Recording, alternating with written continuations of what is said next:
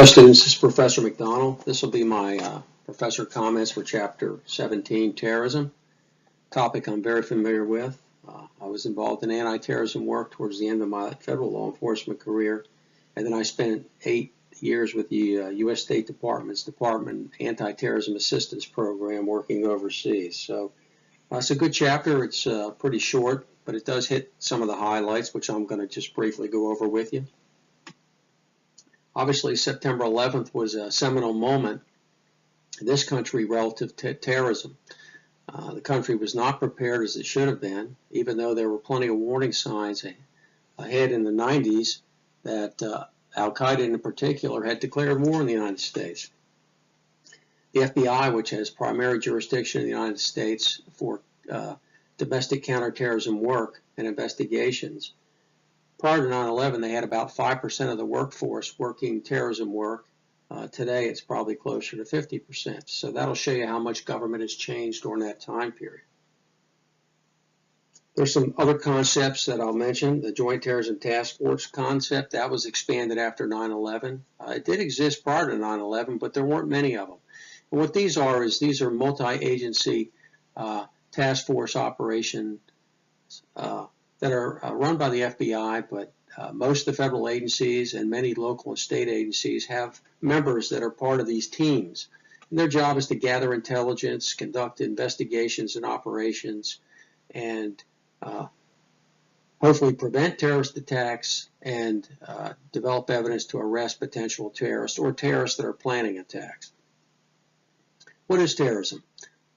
In our book, it's defined as a violent act or an act dangerous to human life in violation of the criminal laws of the United States or of any state to intimidate or coerce a government, the civilian population, or any segment thereof in furtherance of political or social objectives.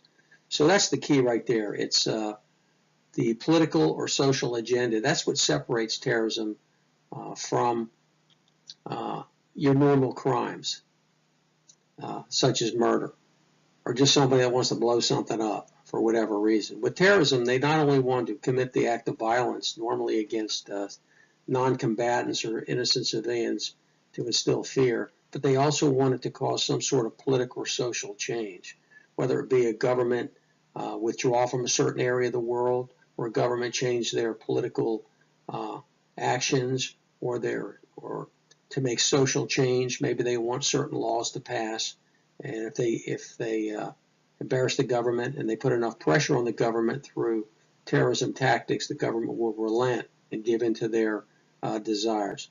So anyway, don't forget that political or social aspect of it.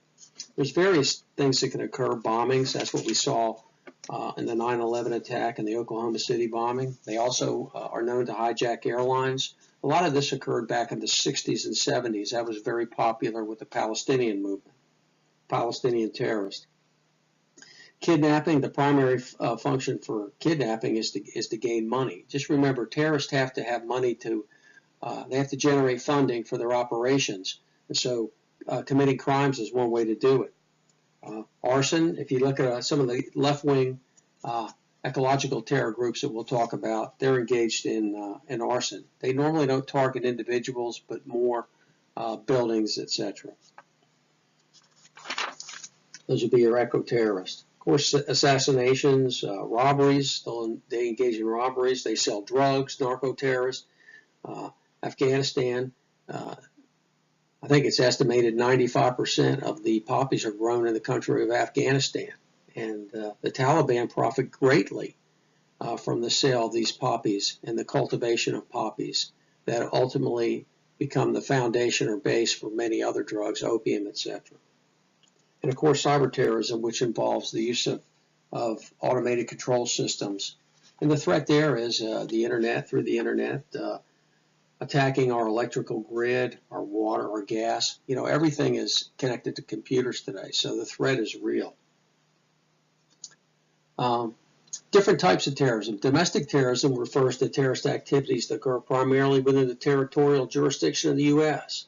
So we have them on the far left and the far right. The Ku Klux Klan, when they were very active in the targeting of, in particular, of African Americans, they were domestic terrorists. killing individuals to instill fear within a population, and that's what they did with the deaths of many African Americans that they targeted. They also targeted Jews and Catholics. And from the Klan, there's other right-wing supremacy, racial supremacy groups that have emerged, neo-Nazi groups. There's a book they talk about in our text called the Turner Diaries. I want you to remember that. It was linked to the white supremacy movement. It was kind of like it's a fictional account of an international white revolution or a race war and a how-to manual for terrorism. And many of the right-wing extremists, the white supremacists, looked upon this book as an inspirational text for the goals of their movement. Tim McVeigh, the individual, he was a lone wolf individual. He put the attack together on the Oklahoma City bombing. Now, he didn't do it by himself because we call him a lone wolf terrorist, but he did have some assistance from a co-conspirator by the name of Terry Nichols. But nonetheless, when you're thinking about right wing, you're thinking about racial supremacy, the neo-Nazis, the white supremacy movement, the Klan. The Klan is not what it used to be. The FBI was able to infiltrate it and arrest it, put it. Its violent ways have pretty much, they still exist, but they're more of a, probably a web page. And there are different groups. There still are different white Aryan groups and white supremacy groups that do exist here in the U.S., and they are a continual threat. They must be monitored by law enforcement. On the political left, you have what we call the eco-terrorists, the Animal Liberation Front, the Earth Liberation Front. These are ecological terrorists. They engage in arson and vandalism. For example, the Earth Liberation Front is against the cutting down of old-growth forest for new communities to spring up and build new apartments and building complexes. And what they'll do is they'll go into an area that has been where the trees were cut, and let's say a major apartment complex is built in an area that was an old forest. Well, they'll go in and they'll burn the place down, this sort of thing. And they'll also commit vandalism against the trees by putting steel spikes in it that will disrupt the chainsaws and many times injure the individuals. The 1960s was a very active period relative to you had the rise of the new left, individuals that were left-wing liberals that were attracted to the Marxist ideology, and they were also anti-capitalism, anti-U.S. government, anti-Vietnam War, calling for social change. It was a very, very active time period. There was a student group that actually emerged from the University of Michigan called the Students for a Democratic Society. That was a very liberal left-wing group that was involved in demonstrations against the government. But what emerged from that group was a more violent terrorist group, was the Weather Underground. And they were involved in protests against the wars, but they also carried out bombings against the headquarters of the State Department in D.C., ROTC buildings. They were involved in multiple bombings. Most of those groups were either arrested or they were in the group. By 1978, the FBI had identified and arrested 5 members of the group who were planning to bomb a political office. So this was an active group. The Symbionese Liberation Army was another anti-government group that existed during that time, trying to destroy the, quote, capitalist state. These type of groups normally ended up getting engaged, and the SLA, or the Symbionese Liberation Army, ended up ultimately, they were robbing banks for money, that sort of thing, kidnapping. But they got involved in a major fight with law enforcement, and most of them were either captured or killed. I've already talked about lone wolf terrorists, and Major Hassan, the Fort Hood bomber, would be an example. Excuse me, Fort Hood shooter would be an example of a lone wolf. The 2 brothers that carried out the Boston bombing, those are lone wolf terrorists. When you talk about international terrorism, you're talking about terrorism that extends across international lines. Of course, the first group that comes to mind is Al-Qaeda. Al-Qaeda is, which means base, the base or base of Allah support. That's the Arabic interpretation for the term Al-Qaeda. Members of Al-Qaeda actually emerged from the Mujahideen, or the Holy Warriors. This was a group of Muslims that fought against the Soviet Union in the 1980s during the Soviet-Afghan War. Afghanistan was, at the time, was run by a Marxist government that was supported by the Soviet Union, and there was a civil war ensued between the Mujahideen, which were the Muslim warriors that were anti-Marxist, and the U.S. we actually provided assistance to that group because at the time during the Cold War we helped anybody that was against the Soviet Union. But from this group, and eventually the Soviets withdrew about 1988 from Afghanistan, but from this group emerged Osama bin Laden. And now his focus was on the West. He hated the United States. He hated the West because they supported Israel. He hated the Western culture infiltrating the Muslim world. He had adopted a very religious, fundamentalist interpretation of the Quran, and he had a lot of followers that had come with him that had been former Mujahideen members. They became basically like professional terrorists. And so in the 1990s, in our book, there's a whole laundry list of various attacks that they carried out. And of course, the biggest attack was the World Trade Center and the Pentagon in 2001. Another group they talk about in Lebanon is Hezbollah, or the Party of God. In Israel, it's Hamas, the Islamic Resistance Movement. Again, these groups, they hate the Israelis, and they have been engaged. The Hezbollah in particular has been engaged in a major attack that killed 241 Marines that were on a peacekeeping mission back in 1983. But these groups are very active and very dangerous, and a continual threat. The different types of weapons of mass destruction. Obviously, terrorists. The rationale for a terrorist to use a weapon of mass destruction at most basic level is simply the desire to kill as many people as possible. And these weapons do present that opportunity.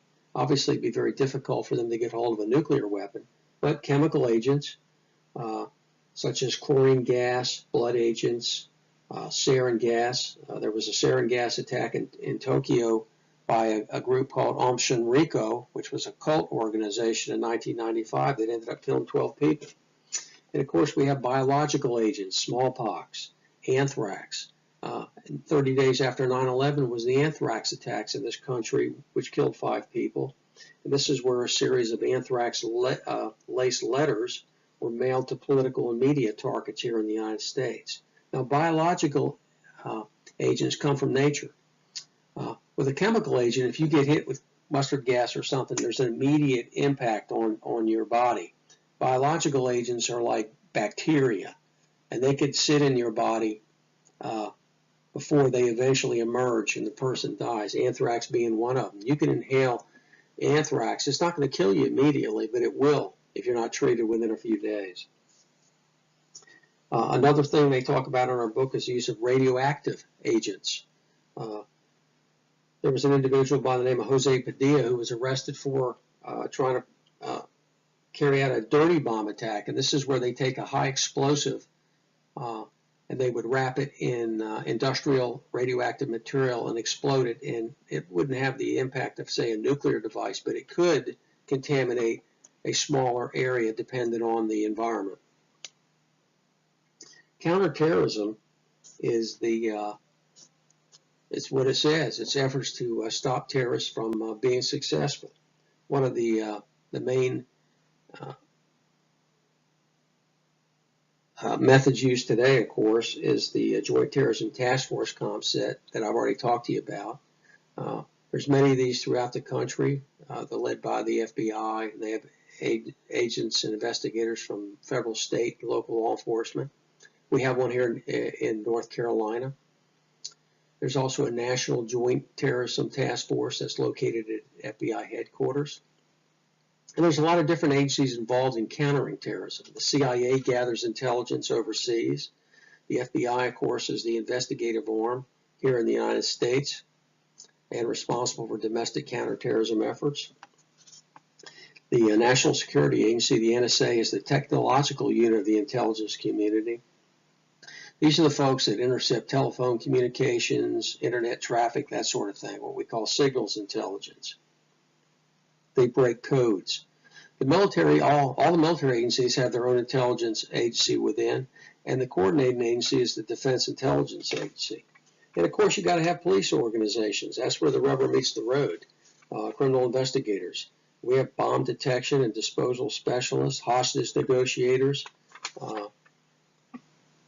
It's criminal investigators that are out there trying to identify potential terrorists that are planning attacks here in the United States or even abroad. And they're highly trained, highly motivated. They have to be able to gather evidence,